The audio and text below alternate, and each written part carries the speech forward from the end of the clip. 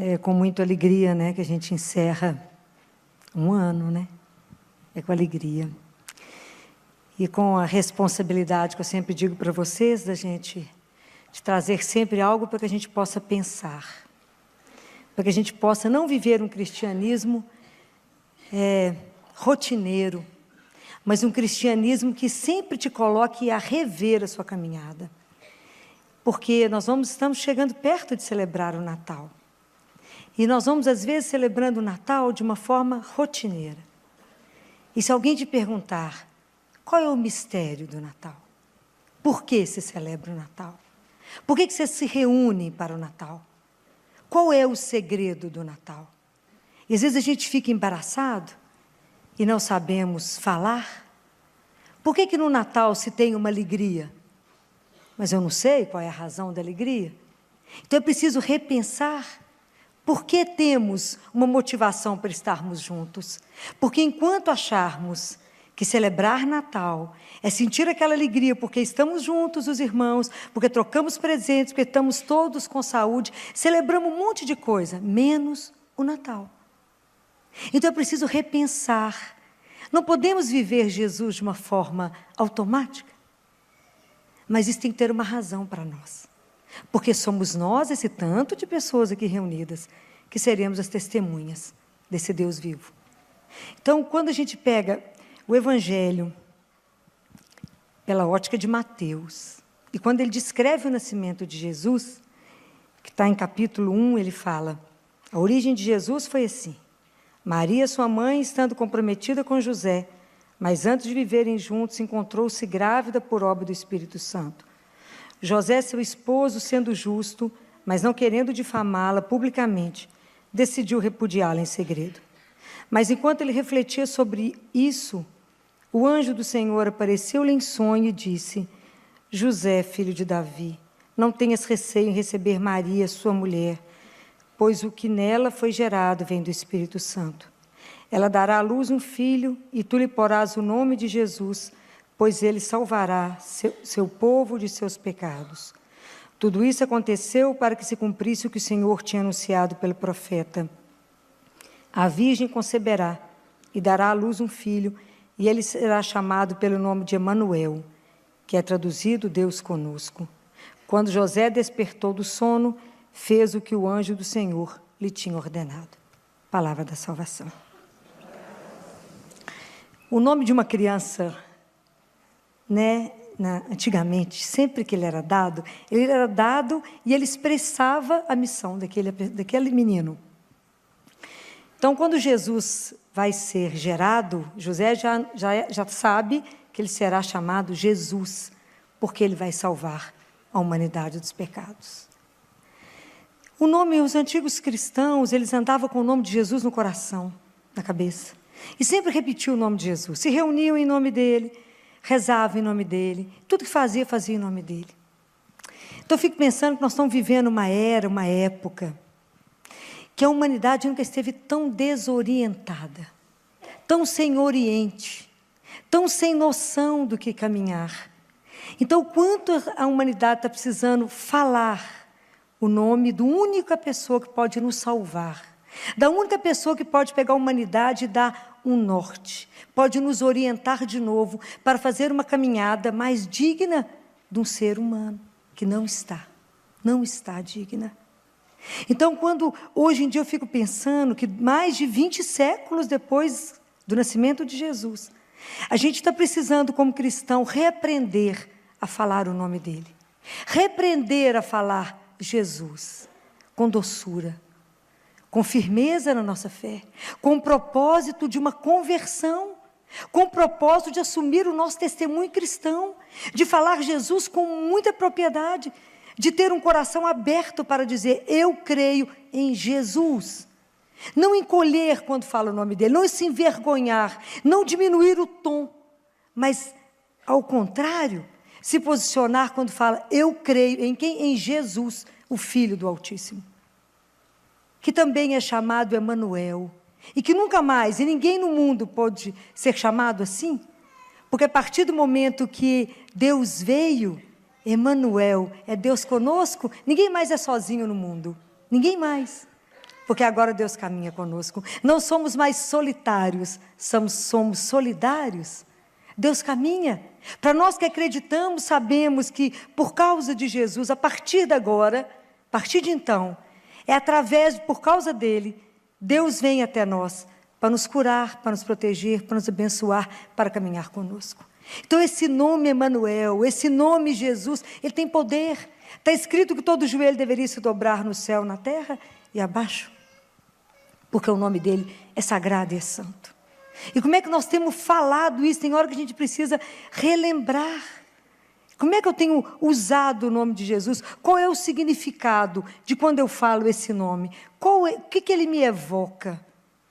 Ele é o único que podemos esperar a nossa salvação. Ele é o único que nós podemos colocar a nossa esperança. Ele é o único que pode resolver qualquer situação de injustiça que estivermos vivendo. Ele é o único a quem nós podemos recorrer. Ele é o único. É Jesus, a única pessoa que vai nos conduzir. Então, o quanto que a gente precisa repensar esse sentido. E que essa é a grande razão da alegria do Natal. A alegria do Natal, a chave do entendimento do Natal e da nossa alegria é essa, porque hoje nasceu o Salvador. Porque Jesus veio e que a partir de agora não estamos mais sozinhos. E porque não estamos mais sozinhos, essa notícia é para todo mundo. E somos nós os portadores de levar essa notícia para quem está doente, está triste, está desanimado, está desamparado. Deus veio e você não está mais só. Alguém que cuida de você. Alguém que te ampara. Porque é tão interessante como é que Deus surpreendeu todo mundo. Esse mistério desse Deus encarnado, que a gente pensava que Deus poderia vir como um todo-poderoso, vir para poder impor, vir como um teólogo ou um filósofo ou qualquer outra coisa, e ele veio como uma criança. Então, o Natal passa a ser a expressão da ternura de Deus. Você olha para uma criança, é a expressão da ternura. A misericórdia mudou de nome no Natal, chama-se ternura. É Deus que vem. E vem como uma criança. E essa criança, nós podemos fazê-la rir ou chorar, não é? Quando nós olhamos para uma criança, a criança fica procurando o seu olhar para te fazer rir, para dar um sorriso para você. Mas nós podemos fazer essa criança rir ou chorar. Então, quando você olha o nascimento de Jesus pela ótica de Lucas, e que quando Jesus nasce, e que os anjos chegam aos pastores, e fala para eles, não temais, hoje eu vos anuncio uma grande alegria, nasceu para vocês o Salvador. Essa notícia é para todos, essa alegria é para todos. Mas é tão interessante que na hora que vocês relerem Lucas, vocês verão que os pastores tiveram medo da luz, mas não tiveram medo das trevas, onde eles já estavam no escuro. Então que nesse Natal a gente não tenha medo da luz de Deus. Porque às vezes a gente tem medo de quando a verdade vai chegando, quando Jesus vai se colocando muito perto de nós. A gente tem medo dessa luz que vai revelar a nossa vida como ela está, e que vai exigir de nós uma atitude de nos posicionar. Então a gente prefere ficar escuro e ter medo dessa luz. Então a gente se afasta e fala, vou dar um jeito de driblar isso, porque essa luz está me ofuscando, está me dando medo, e eu não está me deixando ver. Então o quanto que é preciso a gente acreditar, né? Não ter medo de que essa luz veio trazer para a nossa vida uma mudança. Que quando vamos celebrar o Natal, nós vamos ir olhar para essa criança e falar, nós podemos recomeçar. Quando eu vejo uma criança, a gente sabe que há um mistério novo ali. Há uma oportunidade da gente chegar perto de uma criança e recomeçar. A criança ela tem uma propriedade única. Ela consegue extrair de nós o que a gente nem sabia que tem de melhor. Começa a conviver com uma criança, você verá quanta coisa você descobre que você é capaz. Por isso somos convidados a olhar para o menino Jesus. Ele é um menino para poder nos ajudar a recriar a nossa vida, a recomeçar a nossa vida. Pablo Picasso fala que o quanto que é difícil se tornar criança. E Jesus fala o quanto que a gente precisa se tornar criança para ver o reino de Deus. Porque é preciso que a gente se aproxime desse Deus menino para Ele nos fazer ter essa infância espiritual, essa inocência espiritual. É preciso querer. Santa Teresa de Lisieux fala, como eu posso ter medo de um Deus que se fez menino por amor a mim? Como ter medo de Deus? Então tem hora que a gente precisa repensar o nosso cristianismo nisso. Como é que tem sido a minha caminhada? Eu caminho com Ele mais com medo de Deus? Ou eu caminho com Ele sabendo que Ele veio, é aquele que veio trazer para a minha vida a certeza de que sou filho do Altíssimo e a certeza e uma esperança de uma eternidade. Porque o seu caminho com Deus, nos meus lábios e no meu coração, eu posso viver e morrer com esperança. Nós precisamos de colocar Deus dentro de nós, é fazer a experiência de ser amado, não do amor externo das pessoas que convivem perto de nós, mas tomar a consciência que Deus habita dentro de cada um de nós e Ele nos ama a partir de dentro. Então o convite de parar tudo, apesar da correria, apesar que o Natal é um mistério muito maior, é a certeza que a bondade é que governa todas as coisas, é a certeza que o bem vai prevalecer. É a festa da ternura de um Deus, que fez tudo isso por amor. Um amor que a gente não consegue ter dimensão. Então, o quanto que a gente precisa aprender na noite de Natal, que no meio de tanta confusão, de tanto burburinho, de tanta festa, de tanta confraternização, se você parar e olhar lá no meio, às vezes você acha lá no meio, o menino deitado numa manjedoura. É para ele que nós temos que olhar. É para ele que a gente precisa depositar o nosso coração. É para ele que a gente precisa se colocar e falar, me ajuda a recomeçar. Me ajuda a recriar a minha história. Me ajuda, Senhor, eu quero fazer um cristianismo diferente. Eu quero viver uma fé diferente, pura como menino, simples como uma criança, caminhar na sua santíssima presença. Eu quero. A gente precisa olhar para Nossa Senhora e pedir a ela que nos ajude. Ela que teve uma fé e uma obediência incondicional a Deus, incondicional, à proposta de Deus na vida dela. Que ela nos ajude a caminhar e ter uma caminhada mais profunda, ter uma fé mais profunda em Deus, sair do raso da nossa fé, mas mergulhar no mistério, nesse mistério de um Deus que veio para nós. Como diz Santo Agostinho, o céu não podia conter Deus, e esse Deus se encerrou no ventre de uma mulher. Esse Deus que veio ser amamentado por ela, e esse mesmo Deus é que se tornou o nosso pão. Então é ela que vai nos ajudar a viver com mais profundidade, uma fé de mais compromisso, sair dessa infância, às vezes, não é da infância espiritual, mas de uma fé infantil, mas viver com compromisso a nossa fé. E peço tanto a São José, que me dê a mesma disponibilidade que Deus deu a ele. São José, ele não questionou. Todas as vezes que Deus se manifestou a São José, foi por sonhos. Eu fico imaginando como é que a vida dele foi atordoada. Não sabia se casava ou não, se ia embora ou não. Não, José, sua vida vai mudar agora. Você vai assumir, você vai ser mãe, você vai ser pai do Filho de Deus. E ele assume. E quando ele pensa que ele está dormindo, sossegado, levanta, você tem que ir para o Egito. Como? Agora. Com o quê? Deus proverá, vai embora. E quando ele acha que a vida dele está melhor, não, agora você volta para o Egito. José, ele foi um homem que sempre teve que estar pronto a qualquer hora para fazer a caminhada de Deus. E eu fico imaginando que às vezes a gente faz tanto senão para Deus. Eu posso fazer as coisas a partir de quando eu conseguir fazer isso, quando eu tiver tal coisa. Então a gente coloca condições para servir a Deus. José não. José serviu a Deus naquilo que ele tinha, na miséria dele, na pequenez dele, daquilo que Deus pôde contar, com a humildade, com a fidelidade, com a obediência dele e com uma fé incondicional a Deus. Chamou, estou pronto. Vai, José, ele foi, sem questionar. Vai até lá, ele foi. Aonde ele tinha que ir. E nós, muitas vezes, para poder fazer algo que Deus pede, são tantos senões, são tantas cláusulas que a gente pede. Tantas coisas que a gente coloca para fazer ou não aquilo que Deus quer. Então, o quanto que a gente precisa abrir o nosso coração para esse mistério insondável do Natal. Qual é a alegria? Deus nasceu, Deus veio até nós por uma única razão, por amor. É preciso permitir que Deus nasça no coração de cada um de nós, porque Deus pode nascer 2.000, 3.000 vezes em Belém, se Ele não nascer no coração de cada um de nós, o Natal não acontecerá para você. É preciso abrir o coração para que o Senhor nasça. É preciso aceitar viver esse mistério desse amor incondicional de Deus. Querer caminhar como uma criança na mão dele, de mão dada com ele, caminhar com Deus. Como diz Santo Agostinho, que Deus quis vir, né? Deus veio. Deus veio porque o pão precisava passar fome, porque a fonte precisava ter sede, para que a luz pudesse dormir e para que o caminho se cansasse de caminhar. Então é preciso a gente parar diante desse mistério de Deus, que ele é um mistério insondável de amor. E que isso possa preencher o nosso coração de uma alegria, simplesmente porque a partir de hoje não somos mais sozinhos. A partir do momento dessa consciência de Deus, Alguém caminha conosco. E esse alguém é Deus. Que tem um projeto maravilhoso na vida de cada um. Ver-nos revelar o amor de um Pai. Que Ele possa nos dar a graça, né, de tomar a consciência de ser filho do Altíssimo. De a gente poder avaliar a nossa vida diante dEle e ver aonde que a nossa vida não caminha bem com a dignidade de ser filho.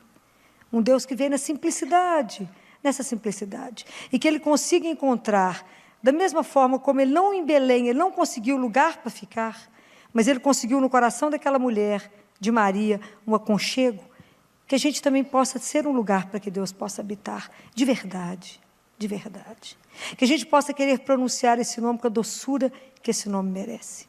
Entender que Deus, que a festa do Natal é a festa da maior ternura que o mundo já conheceu. Deus se fez pequeno para que a gente pudesse chegar até Ele, porque senão como chegaríamos até Ele? Como poderíamos nos aproximar de alguém grande, mas de alguém pequeno, de uma criança, na fragilidade de uma criança, nós podemos ver a nossa fragilidade, podemos ver a nossa pequenez. Ele se encerrou ali para nos revelar tantas coisas. Então é preciso pensar nisso, é preciso pensar nessa grandeza desse Deus. Eu quero encerrar com um poema de Santo Agostinho, para que a gente possa repensar o nosso Natal. Que a hora que a gente pensar no nome dele, a gente pense antes de pronunciar. E que a gente possa ter uma doçura e um amor incondicional na hora de falar esse nome tão doce para nós, que nos evoca quanta coisa de boa tem. Que o nome de Jesus não tem nada de ruim para nos evocar, apenas a bondade, a doçura e a misericórdia. Um Deus que veio nos revelar quem é o Pai, não é? Porque se hoje eu posso, nunca ninguém viu o Pai a não ser Jesus, mas se eu tenho medo, como é que Jesus, se eu lembro de Jesus como Ele acolhia os pecadores, eu posso lembrar de como é que Ele vai me acolher? Se eu sei como é que Ele cuidou dos doentes, eu sei como é que Ele vai me acolher na minha miséria.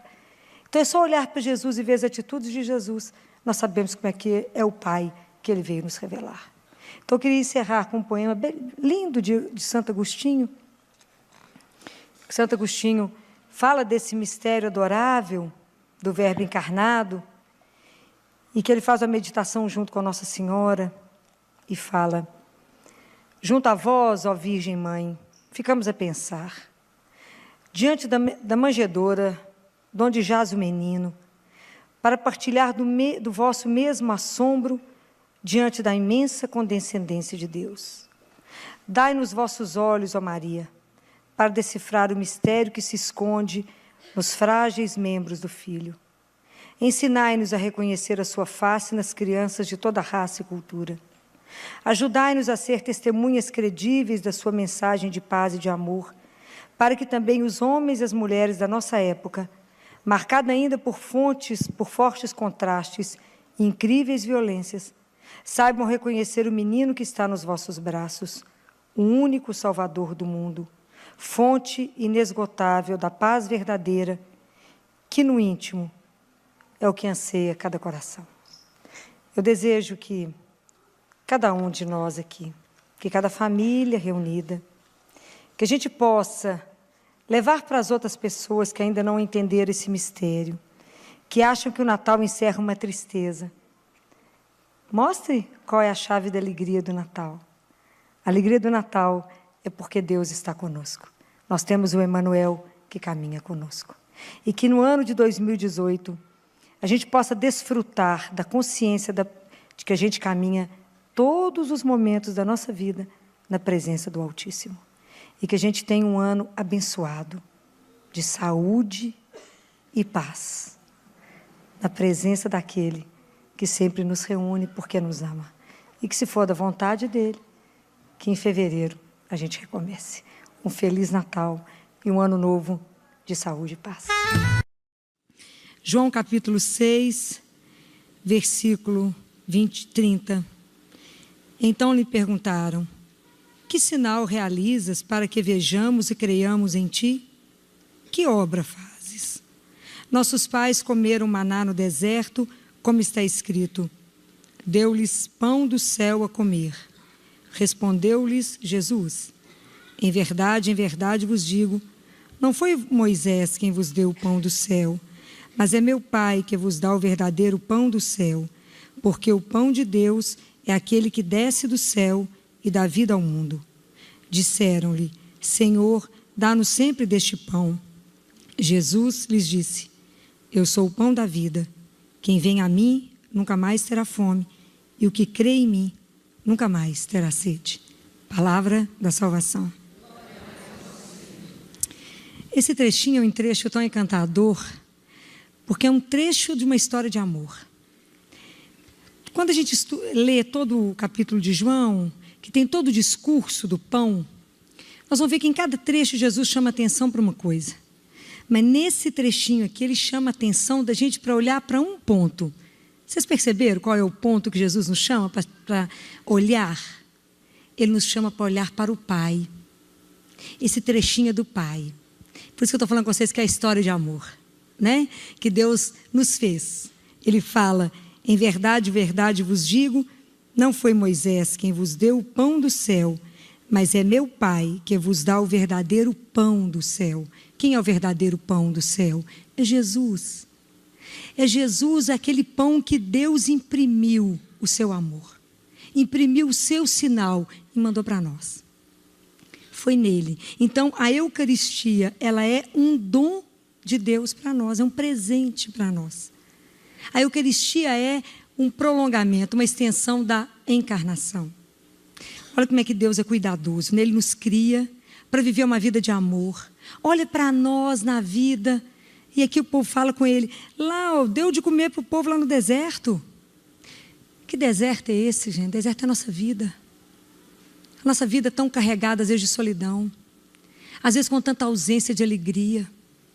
Tem gente que caminha com tanta aspereza pela vida. Tem gente que caminha com tanta dor. Tem gente que caminha que nem sabe se o caminho está certo. Vive uma incerteza louca do caminho. Deus olha isso. Ele ficou olhando para aquilo e falou: se eu der só a lei para esse povo, se eu der só a palavra que alimenta, esse pessoal pode correr o risco de não querer continuar, de desanimar, de desistir do caminho, de achar que não dá conta mais, ou então de ser tentado e de também a gente fazer um bezerro de ouro, não é? E adorar o bezerro de ouro. Ele falou: eu tenho que mandar um alimento para os meus filhos. Por isso que Ele nos manda o pão do céu. É para nos alimentar. Né? Ele faz com que o amor dEle seja derramado no mundo através de Jesus. Né? É Jesus que se faz completo amor por nós e que vem nos alimentar. A gente ainda não tem noção do que significa isso. A gente pode ser alimentado a cada dia por Deus. Ele mesmo é o seu alimento. Será que a gente tem ideia disso? Temos não. Por isso que tão poucos levantaram a mão ainda. Ainda, porque com a minha insistência eu acho que nós vamos encher muita igreja, não é? Mas é porque talvez a gente não tenha tomado noção do que significa ser alimentado por Deus a cada dia, a cada manhã. Então, se vocês olharem hoje a humanidade, se vocês olharem, é triste olhar, porque parece um rebanho que não sabe para onde vai. Então, as pessoas têm mais ou menos um pico, que sai todo mundo junto, e está todo mundo espremido no trânsito, não é? Seja no seu carro, seja no metrô, seja no ônibus. Vai todo mundo correndo para alguma direção, vai comer mal sob todo aspecto, ou porque alguém fez alguma coisa, ou porque leu alguma coisa. Então, o que leu no jornal, o que alimentou, é ruim, e é o que todo mundo faz ao mesmo tempo. E depois todo mundo volta para casa mais ou menos nos horários fixos. Mais ou menos, porque a grande multidão está mais ou menos no mesmo horário. Volta para casa vazio de si mesmo. Então a proposta de Jesus, ela é maravilhosa. Porque Ele fala: aquele que crê em mim nunca mais terá sede. A nossa fé em Jesus sacia a nossa sede. Qual é a nossa sede? É a sede de vida. E só Ele tem a vida verdadeira. Só a nossa intimidade com Jesus sacia a nossa fome. E é só isso. Porque no fundo, qual é a grande fome do ser humano? A fome de ser amado. É a fome de amar e ser amado. Pode pensar em tudo isso que eu estou falando com vocês.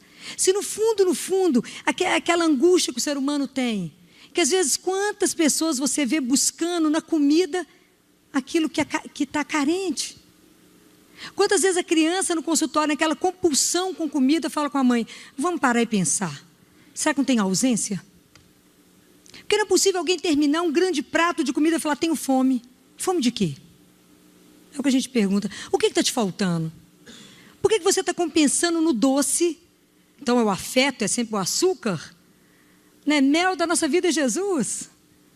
Não é a caixa de chocolate que vai nos engordar. A gente pode comer um, né? Mas tem gente que não consegue parar em um.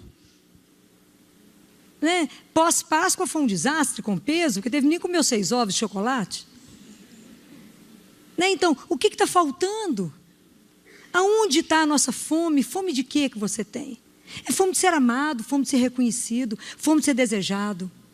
Então Jesus ele tem uma proposta que é uma proposta audaciosa, porque vocês não têm consciência ainda da riqueza inigualável que está escondida dentro de vocês.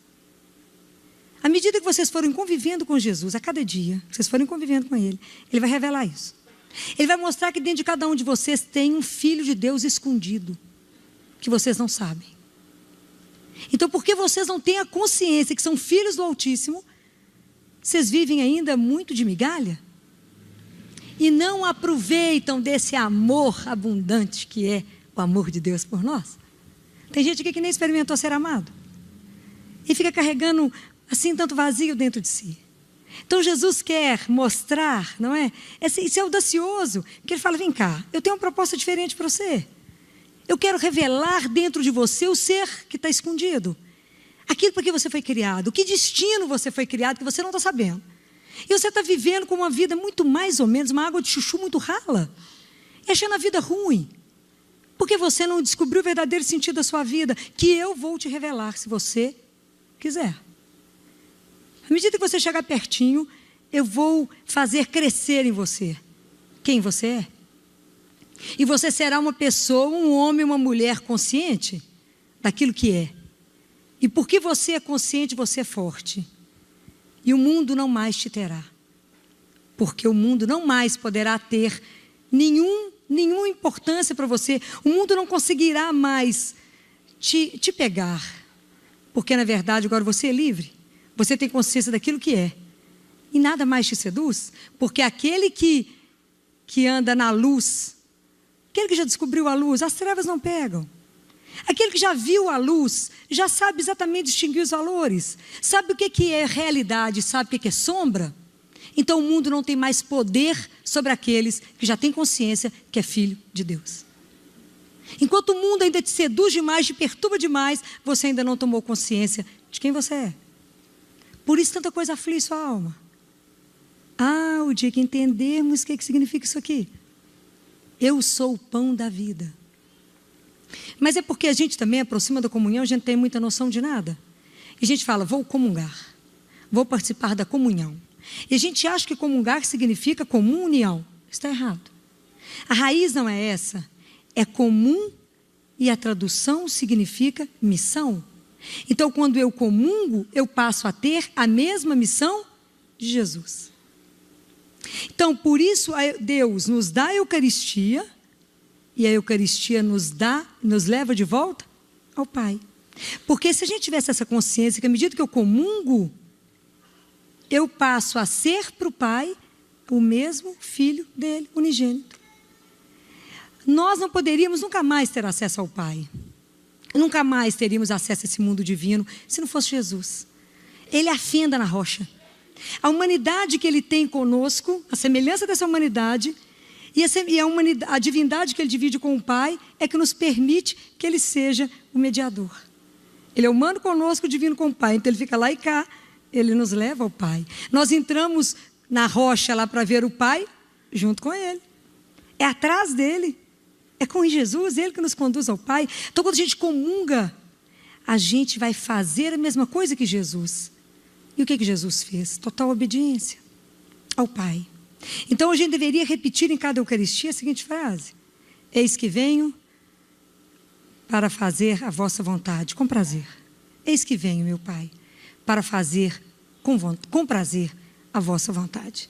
E a vontade é a obediência ao Pai, a obediência ao projeto de amor que Deus tem para nós.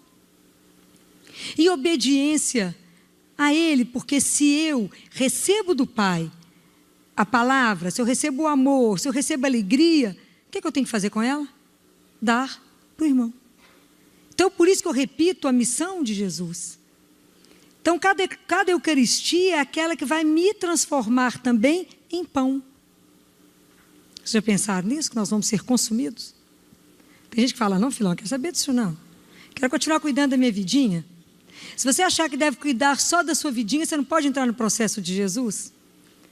Porque Jesus, em cada Eucaristia, ele é obediência completa ao Pai. Porque Ele se entrega completamente a nós, sem nenhuma restrição. Sem nenhuma restrição. Isso é belíssimo. Nós é que restringimos. São Paulo fala assim na primeira carta de São Paulo aos Coríntios, capítulo 11, ele diz, sabe por que no meio de vós tem tanta gente doente? Tanta gente fraca, tanta gente que está débil, como diz São Paulo, porque se aproxima da Eucaristia sem a consciência de quem se aproxima. Você prestar atenção nisso? Se aproxima da Eucaristia sem saber que se encontra com o verdadeiro Deus. Realmente é muito mistério. A gente saber que naquele momento você recebe o mesmo Jesus que andou lá na Galileia. Aquele que ressuscitou Lázaro. Aquele que andou para todo lado. Aquele que fez tanta coisa linda. Ele que vem ao nosso encontro. É belíssimo ver o que Deus Pai fala para Catarina de Siena, quando Ele fala sobre a Eucaristia para ela. Ele fala, Catarina, isso aqui parece pão. Ele tem cheiro de pão, Catarina. O paladar é de pão. Mas você, Catarina, isso pode enganar, a Eucaristia pode enganar os sentidos, mas ela não enganará a sua alma. É Jesus quem você recebe, vivo. É um mistério. A gente nele e ele em nós. É um mistério de amor. Por isso que eu estou falando que isso é uma história de amor. Você imagina que delicadeza de um Deus que quer caminhar conosco, porque quando o nosso coração está arrasado, quando ele está rasgado, é Ele que vem como cirurgião e costura. Só Ele pode restaurar o nosso coração, quem mais pode? Mas ninguém. Nós como médico podemos dar remédio, psiquiatra pode tentar, psicólogo pode tentar. Quem conserta o coração? Quem costura o coração? Só Deus. Tem dor que é só Deus. Tem momentos da sua vida que é só Ele. Então Ele falou, mas eu preciso caminhar com esse povo que eu amo. Cada filho que eu amo. Então Ele caminha conosco. Como é que Ele pode caminhar conosco? Ser presença. Ser o sustento. Ser aquele que diz no nosso ouvido, não tenha medo. É aquele que fala, coragem. Vamos lá, eu estou aqui. Quem pode dizer isso? É Jesus. E Ele faz isso a cada dia. Mas nós recusamos. Nem 10 aqui levantaram a mão que estão aí na missa hoje. Nem 10 aqui hoje foram alimentados pessoalmente por Jesus. É de chorar. Porque é uma história de amor. Sem Ele não cobra. Ele quer participar da sua vida e quer te pôr de pé. Ele quer te fazer de você aquilo que Ele criou quando Ele te sonhou. Ele tem uma imagem original de nossa, que nós não permitimos que aconteça. É Ele que quer vir do nosso lado. E está aí para nos dar a vida eterna. Elias, quando estava caminhando e cansou, deitou debaixo da árvore e falou, agora basta, estou cansado. E quantas vezes na nossa vida a gente fala com Deus, basta? Não quero mais. Não dou conta mais. Estou cansado demais. Não dou mais conta. E aí Elias dormiu. Chegou o anjo, acordou Elias, falou, vamos? O que ele viu? O Elias estava cozinhando um pão em cima das brasas. Falou com ele, come. E Elias caminhou 40 dias. Vocês acham que esse pão era de trigo? Claro que não. Como é que ele iria caminhar com um pão de 40 dias? Com uma refeição ele caminharia 40 dias? Não caminharia.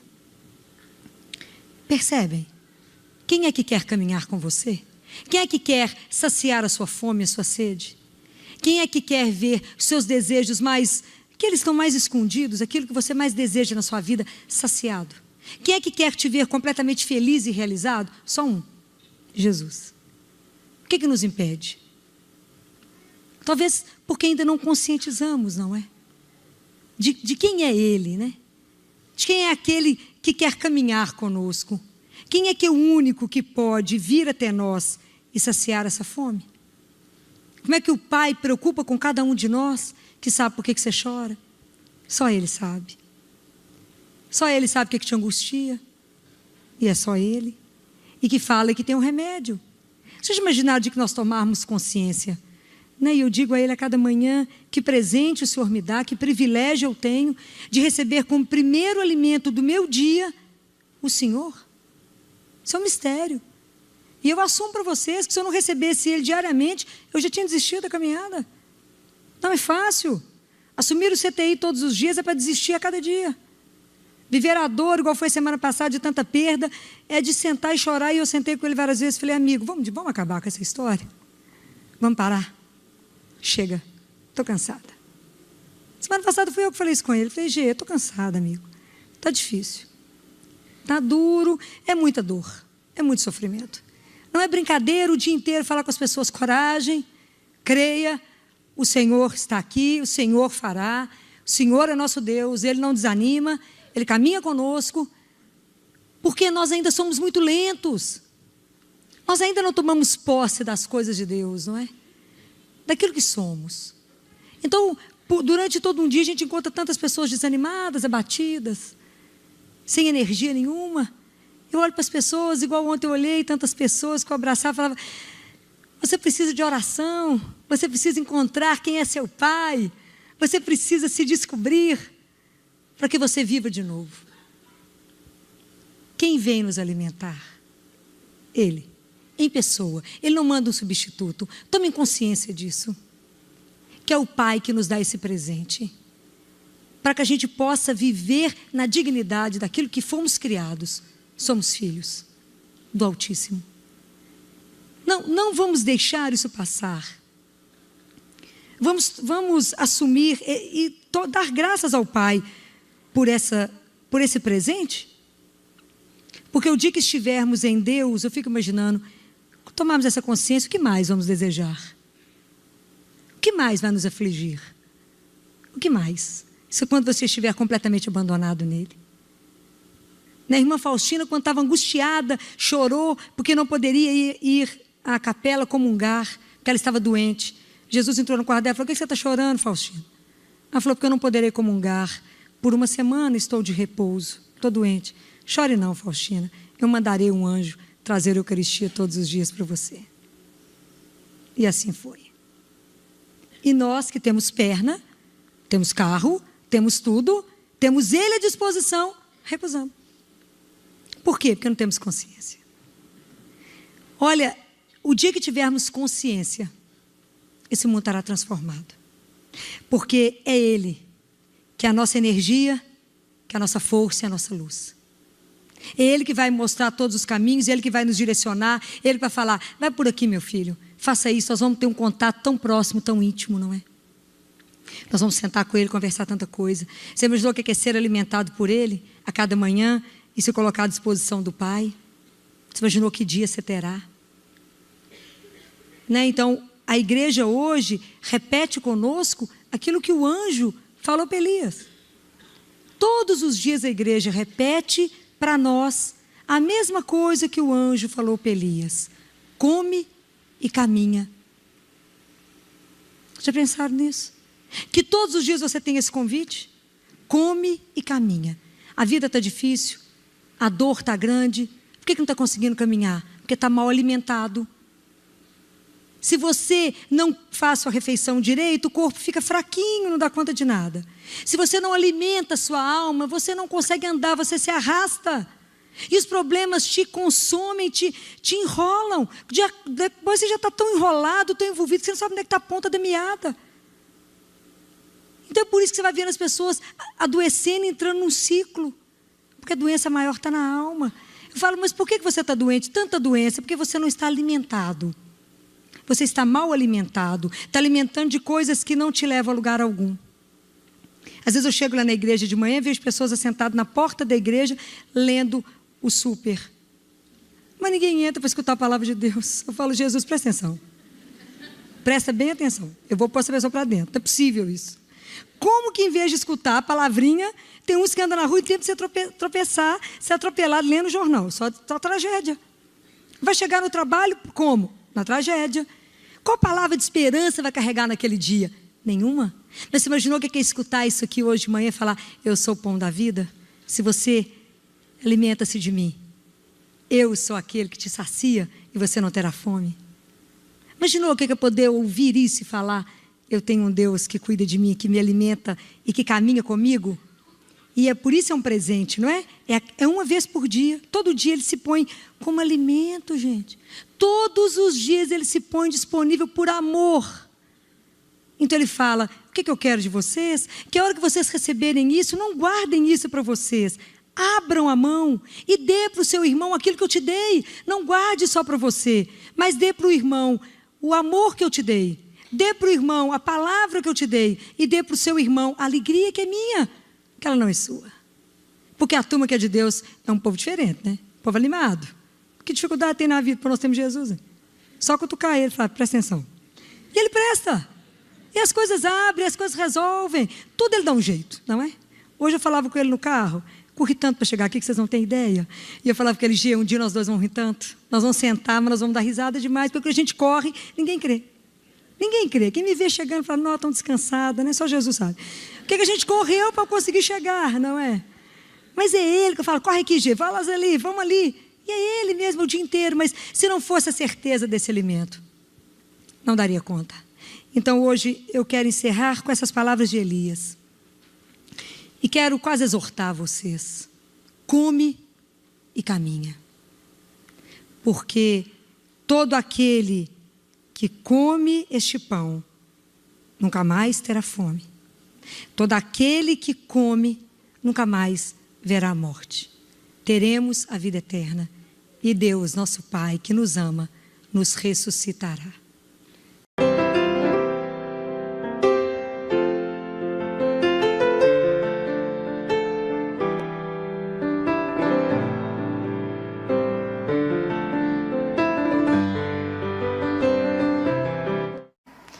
Para mim é uma alegria ver a igreja quase toda já sem máscara, né? Que alegria ver a vida voltar, né? Que alegria ver as pessoas a gente poder ver os sorrisos dos outros, né? Que alegria, né? Isso para mim é um presente. Então hoje eu quero conversar com vocês sobre o Evangelho de João, capítulo 21, que foi lido domingo. Todas as vezes que a palavra de Deus for lida, gostaria que vocês prestassem muita atenção, para que a gente começasse a aprender, familiarizar com essa palavra, não é? Então vocês prestem atenção no trecho aqui que nós vamos ler. Quando Jesus se manifesta para os discípulos às margens do mar de Tiberíades, né? Essa é a cena, né? O que acontece é que Jesus tinha morrido, já tinha ressuscitado, já tinha aparecido algumas vezes para os discípulos. Mas vocês imaginem, esses homens, eles eram pescadores, Jesus apareceu, fez uma proposta, mostrou coisas, eles viram coisas, falou palavras que ficou, como diz Pedro, aonde iremos, Senhor, se só Tu tem palavras de vida eterna. Então eles viveram tudo isso, eu fico imaginando cada milagre, cada coisa, cada conversa, né? Viveram colado nele 3 anos. De repente eles veem Jesus morrer, vê aquela loucura da cruz, vê a ressurreição, os acontecimentos, morreu, ressuscitou, eles não conseguem compreender. Jesus aparece, mas eles ficam desorientados. Vocês imaginem o que é poder viver com Jesus durante 3 anos, assim, colado. E de repente, aquele que dá o rumo, aquele que é a palavra, aquele que dá o caminho, some, morreu. Então eles estavam sem saber o que fazer. Então eles estavam sentados sem saber o que fazer. Simão Pedro falou assim, eu vou pescar. Não sei o que eu faço, vou pescar. Aí o resto da turma falou, vou também. A cena é essa. Eles não sabiam o que fazer. Voltaram, né? Voltou para o começo. O que sabia fazer? Pescar. Pegaram as redes, foi embora para o barco e foi pescar. Então Simão Pedro falou, vou pescar. Eles falaram, nós também vamos. Saíram e foram para o barco.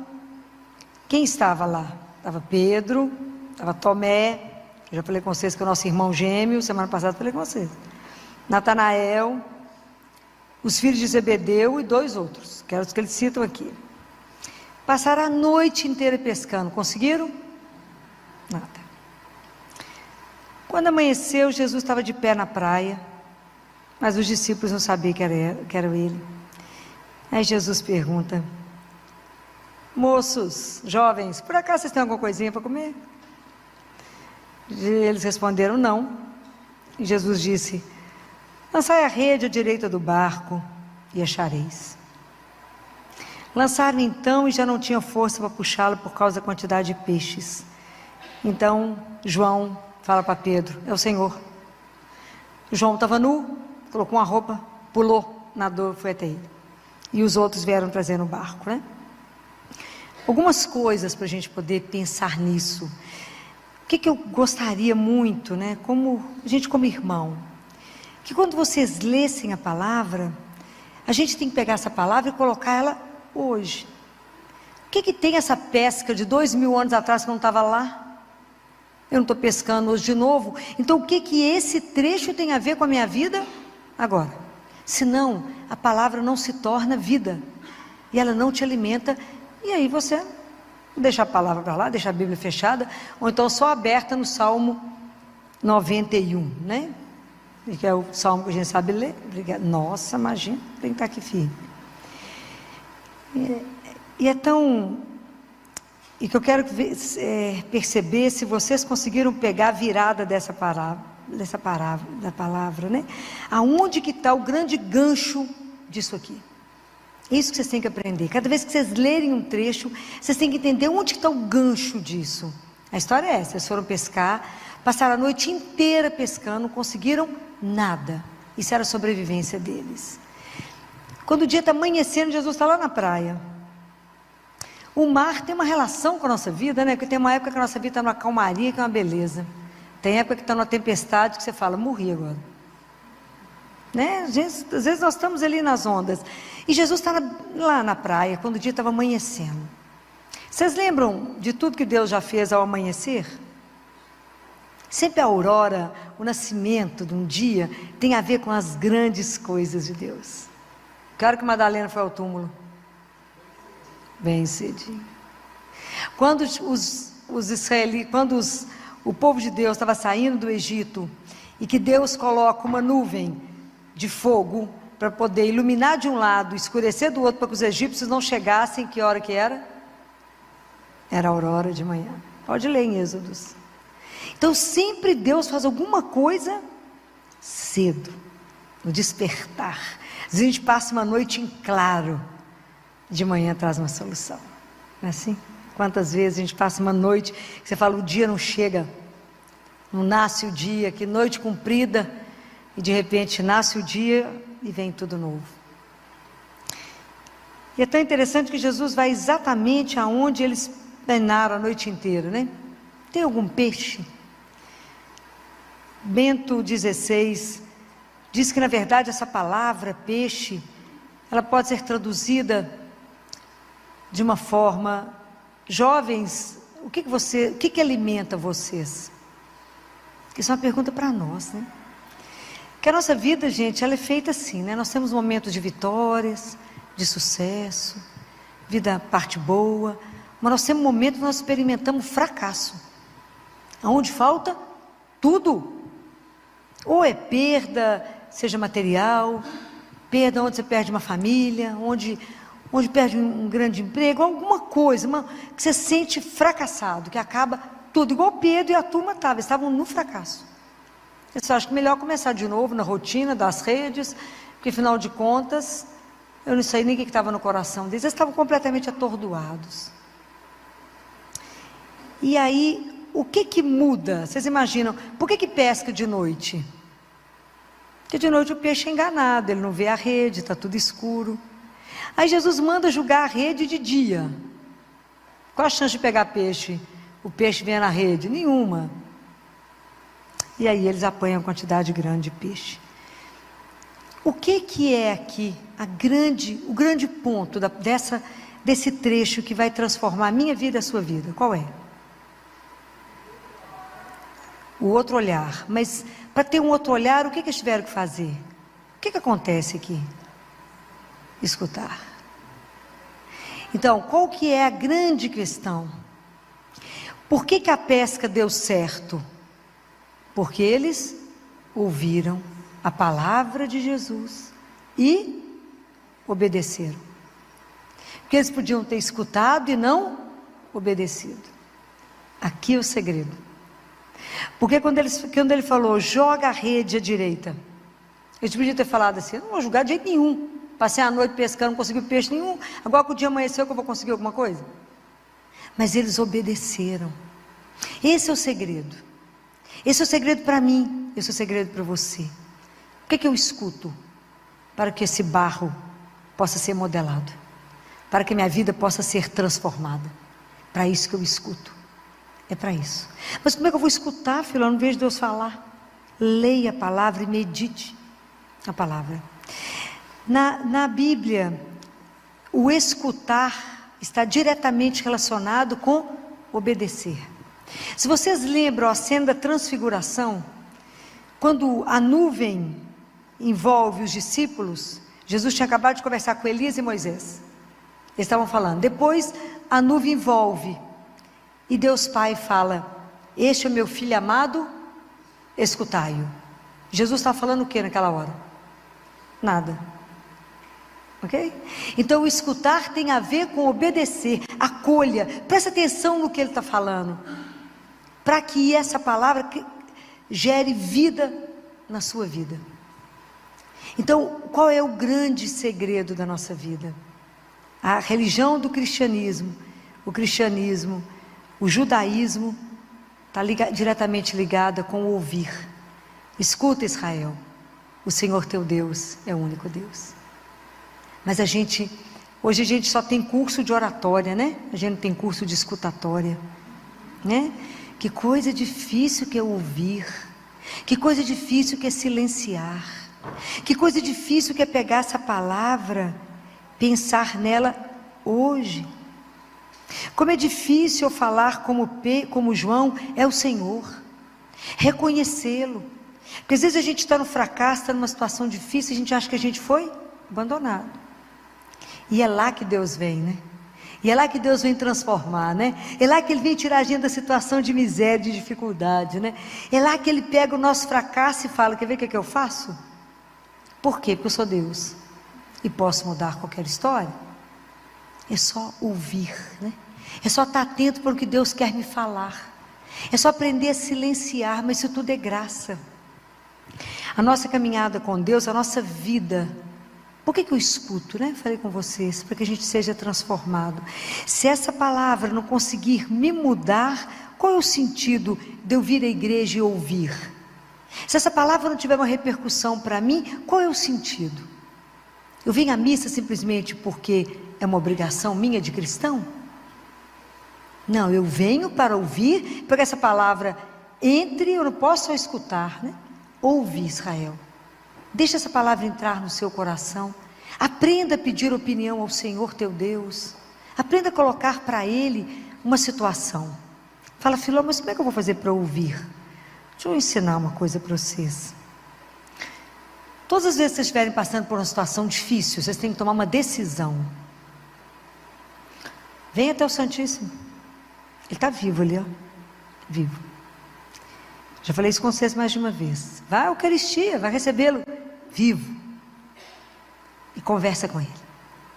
Fala, Jesus, eu estou com essa decisão para tomar. Eu vendo a empresa ou eu compro a outra empresa, né? Eu vendo uma ou compro duas. Conversa com ele, seja o que for, qual assunto for. Qual assunto for. Ele entende qualquer coisa, de culinária, administração do mundo, qualquer assunto. Ele é bom.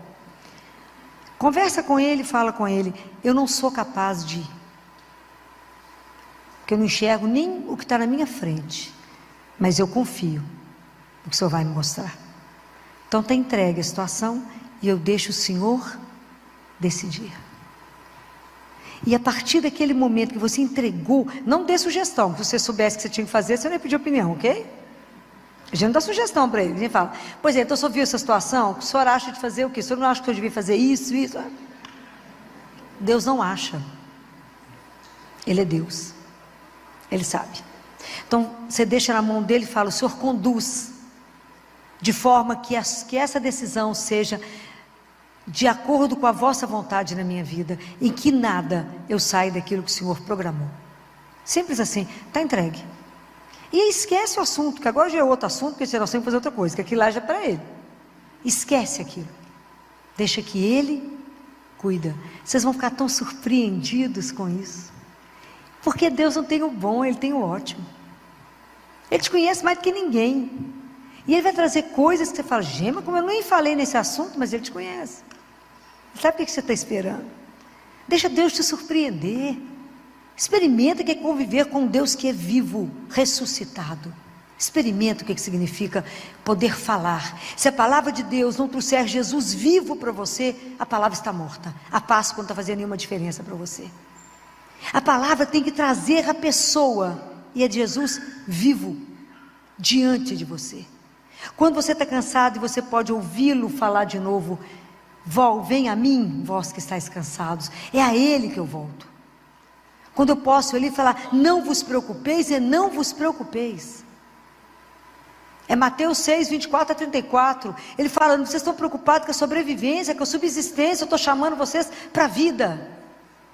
É isso, acordem, que Deus tem uma vida espetacular para cada um de nós, e nós estamos longe de vivê-la, nós temos medo. A gente faz igual Pedro, volta. Então eu estou com medo, não sei o que é esse negócio de ser pescador de homem, então vou pescar os peixes que eu conheço. Jesus falou, não Pedro, larga a rede, não tenha medo. Por quê? Porque eu estou contigo. Jesus não falou que não estaria sábado, domingo, dia santo ou feriado, Ele está conosco.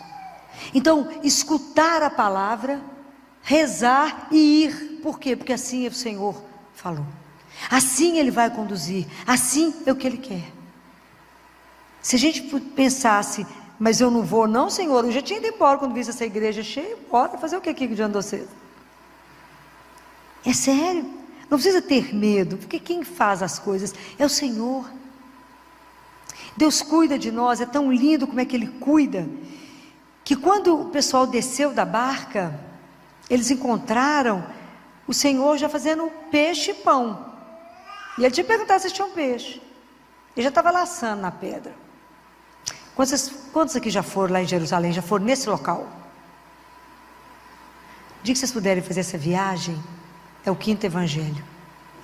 Quando eu estive nesse lugar, que cada vez que eu leio esse trecho, diz meu marido que achou que eu fosse morrer, porque eu nunca chorei tanto num lugar igual nesse, porque naquele lugar ninguém havia mexido, Ele andou ali, né? Então quando eu penso nisso, eu me emociono, quando eu sabia que Ele estava em pé naquele lugar onde eu estava em pé, né? Assim, é muito forte, né? Então essa pedra onde Ele assou, foi guardada e construíram uma capela. E aí Jesus assenta com os discípulos, de novo em volta de uma fogueira, porque Ele precisava de curar a traição de Pedro ali. Ele precisava de curar Pedro, né? Pedro estava sofrido, né? Enquanto a gente não se sente perdoado, às vezes a gente não consegue sair do lugar. E Pedro não conseguia andar, né? Precisava de ser lavado. Naquele momento ele precisava de ser lavado. E aí Jesus fez de novo a cena da fogueira, porque foi na fogueira que ele negou Jesus 3 vezes. Ele estava se aquecendo lá de fora, o povo falou assim, mas você tem... Eu já te vi com aquele ali, ó. Ele falou, não, eu nunca vi, não conheço não. 3 vezes. Eu brinco que no céu só não tem galo, né gente? Porque o galo cantou 3 vezes, lá não tem galo. Então, Jesus assenta, come, dá o pão, dá o peixe. Depois todo mundo alimenta. Qual que é a importância da gente comer junto? Não é só pelo alimento, mas é que a presença uns dos outros nos alimenta. Porque a gente escolhe com quem comer, né? Por isso que é tão sagrado a refeição, né? Que a gente se alimenta da presença uns dos outros, né? Por isso que é tão sagrado. Por isso que na mesa a gente não briga. A gente pode bater no filho depois que, né? A cor pode fritar depois, mas depois. Bater é só uma forma de dizer, né, gente?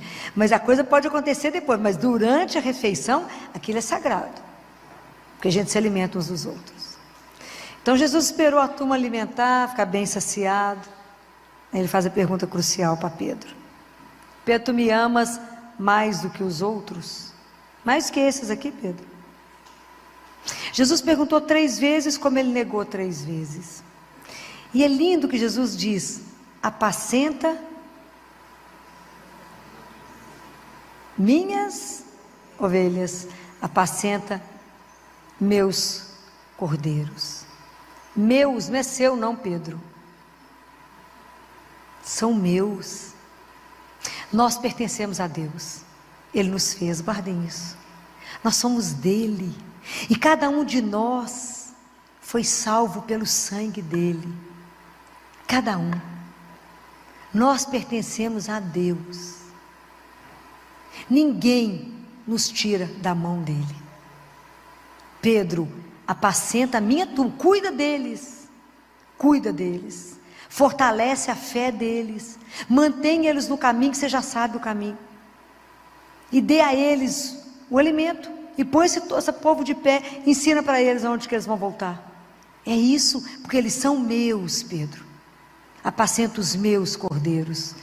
Começou com a turma mais frágil, os que estão machucados, os que estão feridos, os que estão desacreditados, os que acham que a vida não vale nada, os que acham que não vale nada para ninguém, os que estão vivendo uma solidão, os que estão presos nas drogas, os que estão encarcerados sob qualquer forma de cárcere, que não precisa ser na cadeia, os que estão vivendo situações que não condiz em ser filho de Deus. São eles, Pedro, que eu quero que você vá até eles, que hoje é o que segue os sacerdotes, né? Que segue toda a igreja. Apacenta os meus, porque eles são meus, e eu vou pedir conta de cada um deles. É sério? Por isso que a gente tem rezado muito pelos sacerdotes, pelos bispos, pelos cardeais, porque eles cuidam daquilo que pertence a Deus, e eles irão responder por cada alma que se perder. É sério, isso é muito sério. Por isso que a gente reza por eles, para que a santidade deles nos leve, não é? A gente reza para que eles nos dê conta de nos manter. Então Deus fala aqui, e é tão lindo que Pedro, por fim, quando Jesus pergunta pela terceira vez, ele fala uma coisa linda e fala: Senhor, o Senhor sabe de tudo. O que de verdade Deus não sabe? Tudo Ele sabe. Então o Senhor sabe que eu não consigo te amar da forma como o Senhor me ama, que esse amor louco, incondicional, mas eu te amo dentro da minha miséria, naquilo que eu posso te amar. Mas o Senhor sabe de tudo, mas o Senhor também sabe que eu sou capaz de amá-lo mais, assim que eu for sendo transformada pela sua palavra. Então cada vez que eu escuto a palavra de Deus, escutem ela de olho fechado, esteja com o único sentido aberto, que é do ouvir, que nada te disperse, fale: deixa eu ver o que o Senhor quer falar para mim hoje. Se vocês começarem a ler a palavra de Deus todos os dias, seguindo a liturgia diária, vocês vão ver como é que Deus nos alimenta a cada dia, porque aquela palavra é para você hoje, o salmo é para você hoje, aquela palavra que será necessária para que você vença aquele dia. A coragem de cada dia, quem nos dá? Ele. Essa certeza que a gente não está sozinha, a certeza que no meu fracasso, que na minha vida, que eu acho que até agora eu só fiz coisa errada, por causa da ressurreição eu posso ressignificá-la, eu posso fazer uma releitura dela, porque Deus permite que a partir da ótica dele eu faça uma releitura da minha vida. Fala: Senhor, assenta aqui comigo e faça uma releitura da minha vida. Me ajuda, aonde eu acho que estou completamente fracassada, apresenta para Ele. Guardem uma coisa: a nossa vida só vai render. Tudo que a gente tentar fazer sozinho, nós vamos passar uma noite escura e não vamos pegar nem uma piaba. Mas a partir do momento que eu escutei e que eu obedeci, coisa multiplicou. Eles não conseguiram nem buscar tudo que estava ali. Então guardem isso. O que Jesus fala em João 15? Sem mim, nada. E quando eu digo nada, é nada. E a gente precisa aprender isso, porque nós temos uma coisa que se chama prepotência, autossuficiência. A gente fala: Filó, mas eu vou incomodar Deus com isso? Pois incomode com tudo, eu te digo. Com tudo. Acho que ontem eu rezei pouco, ou o dia foi meio difícil mesmo. Achei que eu tivesse rezado bem. Para terminar um consultório 15 para 11 da noite, não foi brinquedo. Hoje eu falei com ele: chefe, a situação está boa não, o telefone parou um segundo, como é que eu chego? A secretária falou: não, doutor, mas hoje o dia está impecável, você não está atrasado nem um segundo, até a hora que eu não atrasei. Eu falei: porque não sou eu. É porque a ajuda hoje excede. Aprender a tudo dividir, a tudo pedir, ser dependente de Deus como o ar que eu respiro, escutar e obedecer, como? Cegamente. Filó, mais não tem jeito, não, Deus do impossível é um só. Guardem isso, a força não é nossa, é dele. A graça que eu preciso não é minha, é dele. Guardem isso. Há uns dias atrás, deve ter 2 semanas, 3, eu estava com uma criança lá de 5 anos. Tumor cerebral, eu nunca vi tanto tumor cerebral na minha vida. E uma luta. Já tinha ido à cirurgia 2 vezes. E a gente já tinha tentado tirar ele do respirador. E ele faliu. Então estava programado que ele iria fazer uma traqueostomia. Uma traqueostomia já é uma tragédia, é difícil. Para uma família carente, é mais difícil. Entre tantas coisas, né? As mães aprendem tudo, mas é muito difícil. O menino já está muito... Já não está aquele menino que corre, já está numa acamado, né? E nós fizemos uma broncoscopia e o broncoscopista falou: Filó, está perfeito, não tem estenose, não tem edema, ele precisa despertar. É tumor cerebral, é tumor cerebral. E aí Deus tem os caminhos dele que me encantam, né? E eu rezando, né? Falei: ô Jesus, tem misericórdia, tem 5 anos, Jesus, tem misericórdia. Só o Senhor pode, né? Aquilo que a gente não pode. A ciência vai até um lado, né, meu amigo? Tem coisa que não tem jeito. Ele precisa respirar, ele precisa sair do CTI. Senão ele vai tendo infecção, né? Já está tão debilitado, precisa começar a tratar. E aí, na segunda-feira, estava marcada a traqueostomia dele. Deu tudo errado, não conseguiu fazer. Falei: Jesus, você não é mole não, né? Alguma coisa você está arrumando. Tem certeza, alguma coisa. O pessoal falou: Filó, deu errado a traqueostomia. Não fez. Falei: Jesus, não dá ponto isso aí não. Tem alguma coisa que ele está arrumando. Aí na terça-feira, a gente correndo no leito. Nossa, corrida de leito é bacana. Todo mundo discutindo a fisioterapia, equipe médica, nutrição, todo mundo. E aí quando a gente parou diante dele, e aí? Está de jejum, vai descer para o bloco, eles vão chamar daqui a pouco. Falei: gente, vamos discutir uma coisa aqui, né? Todo mundo, vamos pensar. Vocês acham que é possível, né? Queria saber a opinião da fisioterapia. É possível, o que vocês acham? Da gente estubá-lo? Ele não está tossindo, tá? Não está mais acordado, tá? Ele fazia assim para mim. Vamos embora. Mostrava a porta do CTI para ele vazar. Falava: hoje não tem jeito, nós temos que tirar você do respirador. Todo dia ele falava comigo que ele queria sair. Falei: ele está ficando alerta, né? Então vamos esperar o chefe subir, que é o doutor Júlio, vamos esperar a opinião. Falei: chefe, fica aqui, vem cá, vamos rezar e vamos pensar. Se nós vamos tomar uma atitude, né, como plantonista do dia, porque tinha que estar tudo preparado. Sair do respirador, vai ter que colocar de novo, então o CTI tem que estar no ponto para não perder o momento. Então todo mundo alinhavou, discutiu, pensou, analisou, e a mãe falava comigo assim: doutora Filó, mas eu creio em milagre. Falei: eu também, sou boa nisso mesmo, creio nisso, você não tem noção. Não sobrevivi aqui dentro. E aí, pensamos muito, ponderamos. O chefe falou: então faz um raio-x, uma gasometria agora. Eu falei: agora, 5 minutos está tudo pronto. Foi mesmo. Rápido, tudo rápido, né? CTI tem que ser tudo rápido. Tudo perfeito, raio-x perfeito. Mas da outra vez também estava perfeito. A cabeça é que não comandou. O tumor é posterior, não comandou. Vamos dar uma chance. Vamos dar uma chance. Tudo bem? Tudo preparado, que se der errado vai ter que entubar de novo. E todo mundo tem que ser esperto, ok?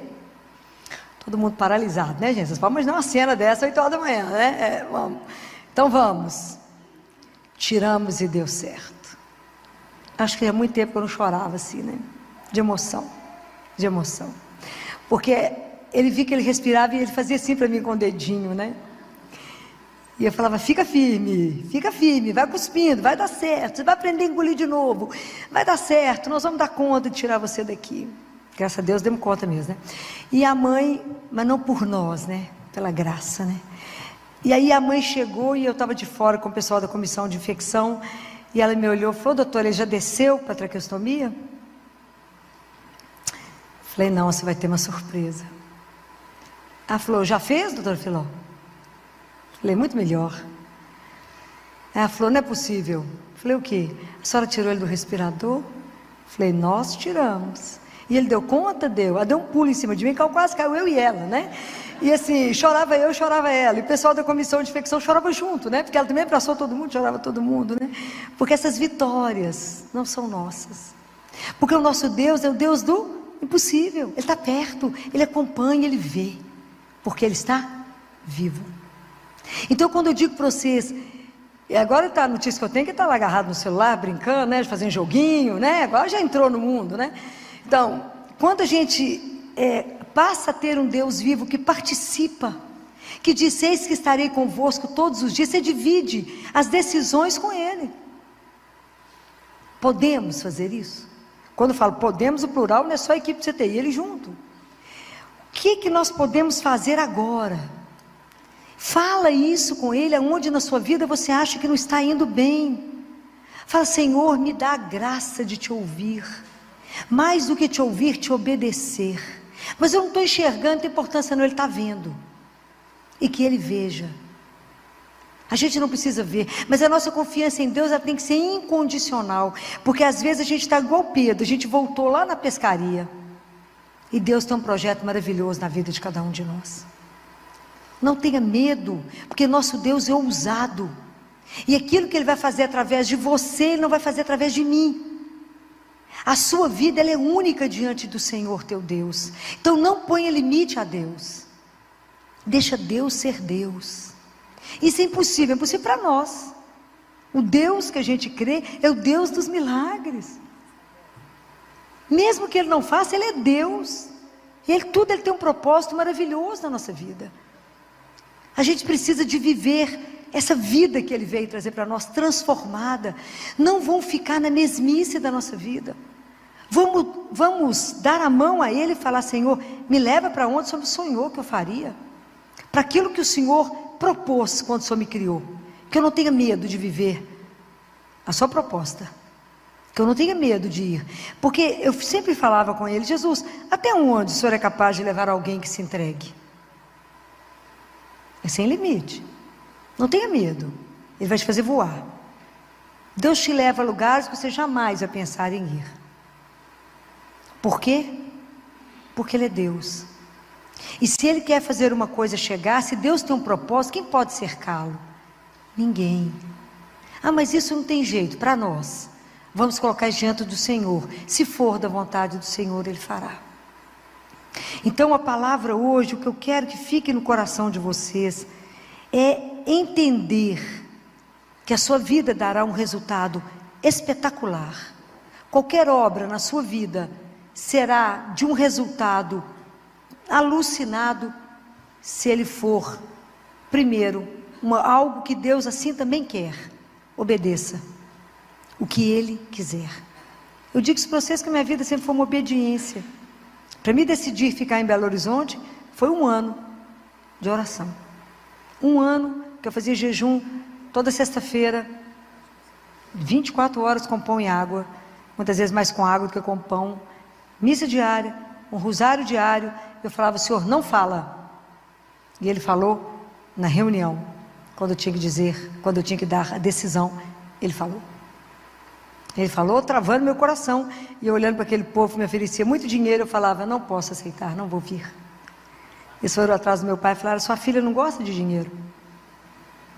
E eu falei com meu pai: o pai, quando eles falarem isso de novo com o senhor fala: não, é porque além de mim, ela tem outro pai a quem ela deve obediência. E ele disse: não é para voltar, é para ficar em Belo Horizonte. Foi fácil? Eu digo para vocês que não foi. Diante de muito dinheiro que eu iria receber, mas a proposta era milionária, na minha cidade, eu fiz opção por nada, por Deus, né? Dinheiro, financeiramente, se fosse comparar, não era isso. Mas o Senhor mandou ficar. E mais vale, como diz Pedro, obedecer a Deus do que aos homens. E Deus nunca faltou. Quando eu comecei a atender, que eu fiquei no Baleia, né, eles me chamaram para ficar na residência, eu ganhava somente pelas consultas. E a consulta do SUS era R$ 2,04. Os auditores do SUS achavam que eu atendia demais, eu atendia mesmo, de verdade. Eu atendia, chegava mês, atendia 800 meninos. Aquela pobreza lá, Taquaril, ali toda minha. Mas eles achavam que eu atendia demais, né? Então eles glosavam. E foi maravilhoso o que eles fizeram por mim, porque eles me ensinaram o que é misericórdia, o que é um Deus que não falha, um Deus que não abandona, um Deus que é providente, um Deus que é Pai. E eu vivia da misericórdia dele, vivo da misericórdia dele. Então, quando eu falo isso para vocês, eu falo com a autoridade que eu experimentei, né? Eu não podia ligar para casa para falar: eu preciso de dinheiro. Mas eu tinha um outro pai, onde eu ia no Santíssimo e falava com ele: a conta não vai fechar. E ele nunca faltou. Aliás, Deus na minha vida sempre transbordou. E Ele sempre me deu muito além do que eu podia imaginar. Esse ano, quando eu recebi uma homenagem no Senado Federal, e fui uma das mulheres, das 20 mulheres homenageadas no Brasil, quando eu entrei no Senado, eu chorei e falei com Jesus. Eu cheguei ao Senado Federal para receber um prêmio por sua causa. Foi exatamente porque eu falo do Senhor que eu vim ser homenageada, indicada pelo presidente do Senado para receber um prêmio. Então, quem abriu todas as portas foi a obediência de um dia eu ter dado um sim. Eu falar: se Ele mandou ficar, eu ficarei. Como? Meu pai falou: como você vai fazer? Falei: aquele que me mandou ficar não vai faltar. Então, nunca duvidem, porque Deus abre portas onde elas não existem. Quando Ele te leva a lugares que você jamais ousou chegar, é porque Ele é Deus. E se Ele queria que o meu nome dele chegasse até o Senado, que eu era representante, assim foi, porque Ele quem quis. Nunca podia imaginar, tanto que quando eles começaram a ligar, eu falei com o meu sobrinho: isso é mentira, isso é fake, isso é mentira, não acredito nisso não, que isso é mentira. Se não chegar um papel com o trem do Senado Federal aqui, eu vou falar: mentira, não acredito de jeito nenhum. Que homenagem, você está ficando doido? Claro que não, eu fiz o quê? Nada. Mas era por causa dele. É Ele. Então, a obediência, o escutar, mesmo que Deus demore, Ele vai falar de alguma forma, e vai fazer você entender. Por quê? Porque Ele te conhece. Então tem a forma como Ele vai falar com você. Ele não vai, uma alma aberta a Ele nunca vai deixar de usar, porque Ele precisa de cada um de nós, no projeto da salvação, que a gente não consegue compreender, que é lindo demais e grande demais. A vida de cada um aqui é fundamental, e o que Ele precisa que você faça, ninguém irá te substituir, ninguém. Então, quando Ele precisava de mim cuidando dos pobres, lá no Baleia, quantos anos, e quando eu achei que já estava muito pesado, nunca me esqueço, eu morava sozinha e eu ajoelhei para rezar o texto que eu sempre rezei, e falei com Ele: Senhor Jesus, sempre fui muito prática, né? minhas rezas é muito resumida. Falei: Jesus, presta atenção, está difícil, meu amigo, está difícil. O senhor está vendo tudo? Está difícil. Mas se for possível, só muda. Desde que, eu ponho condição para Ele, desde que eu não saia do projeto do Pai na minha vida. Do Baleia para Santa Casa, né? Tudo igual? Né? Sai do entra no outro, né? E é assim. Coloca o seu desejo, coloca a sua necessidade, mas coloca o seu amor, coloca a sua confiança e diga a Ele: eu confio que o Senhor me ama, mesmo que eu seja tão miserável e possa te amar tão pouco, seja tão pouco grata às vezes por tanto que o Senhor faz.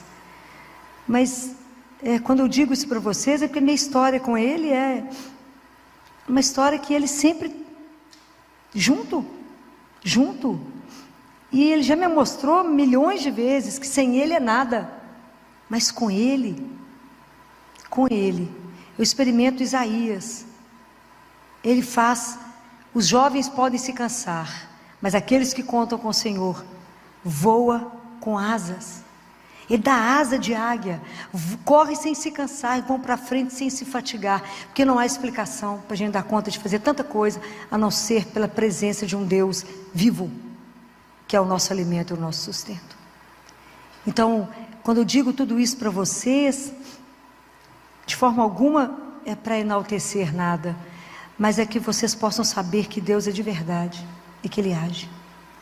E que Ele age na minha vida miserável. Na minha vida, quando Ele me pegou pela mão, com 17 anos para vir aqui. Quando Ele me sustentou até então. Quando eu vim enfrentar uma medicina, que naquela época era cruel, uma vaga. E eu não podia ter erro. Se eu fizesse qualquer coisa, meu pai me punha para dentro de casa de novo, porque ele era bravo. E fez vencer tudo. E passei muita fome. E tive muita dificuldade. Mas junto com Ele. De quando eu comprava um sanduíche, eu dividia com Ele. Falava com Ele para pegar metade, meio e meio a meio. Porque Deus é Deus, Ele é vivo.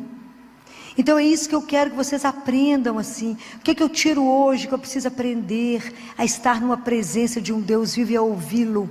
Porque para que a minha vida frutifique. Para que a minha vida, quando eu falo em frutificar, não é material. Somente Deus sabe se for material. Mas é com você como pessoa. Para que você possa se abrir à graça daquele que te quer grande. Porque Deus tem um olhar para nós que só Ele tem. Então, guardem isso no coração de vocês, né? Não fique parado no fracasso. Deixa Deus trazer um novo olhar. Deixa Deus ter uma outra solução. Deixa Deus propor. Escute a proposta. Deixa Deus agir. Antes de encerrar, quero contar só uma história para vocês. Sabe como é que Deus é Deus, né? Muitos anos atrás,